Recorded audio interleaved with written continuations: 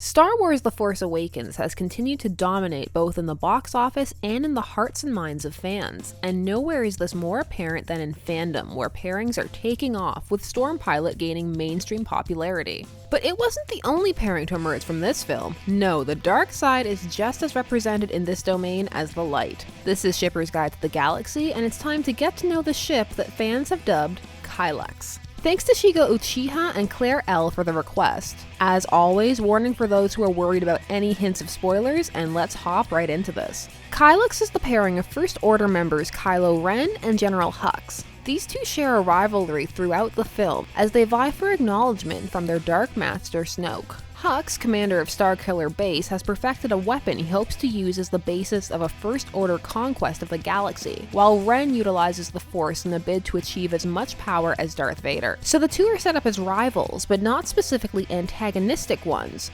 What is it about these two that is drawing people to them as a pairing? Well, the two clearly have a history together outside of the one presented on film, a history that is present but not elaborated on, and that creates an aura of mystery that people want to explore. The two rarely agree on command methods and are often at odds in their decision making, yet despite this they appear to occupy a near equal rank and regard within the squad, and Hux is not at all surprised or taken aback to see Ren without his face mask. The heavy level of structure and secrecy within the First Order lends itself to the idea of the two having a clandestine relationship, and there is so much mystery surrounding life in the First Order that there is room for your imagination to run absolutely wild. Fics around these two have a very dark slant, understandably, as it is the dark side. There is also a fair bit of fiction about the two being involved in a BDSM dom-sub relationship, not just due to the First Order dress code either, but also due to the personality types they both display. Kylo Ren presents an attempt at a tightly controlled persona, but is brimming over with conflicted emotions, rage especially, and no small degree of angst. Some fans speculate that based on Hux's contrastingly calm personality and equal need to prove himself and his skills, the two would be a good dom-sub match, with both having the potential to fulfill either role. The two share an intense on-screen relationship that remains passionate, but not as aggressive as, say, Reylo, the pairing of Rey and Kylo Ren.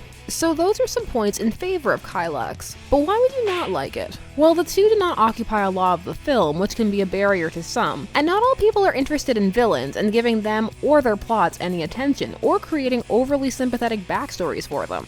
Emo Kylo Ren is not everybody's cup of tea. Still, for those intrigued by life in the First Order, there is much room for exploration, the creation of histories, and some intense character interplay. So if you're into pairings that are a little more edgy and tend towards more kink than vanilla, Kylux may be for you. This was Shipper's Guide to the Galaxy. Like, share, comment, and subscribe, and as always stay tuned, for there are as many ships out there as there are stars in the sky.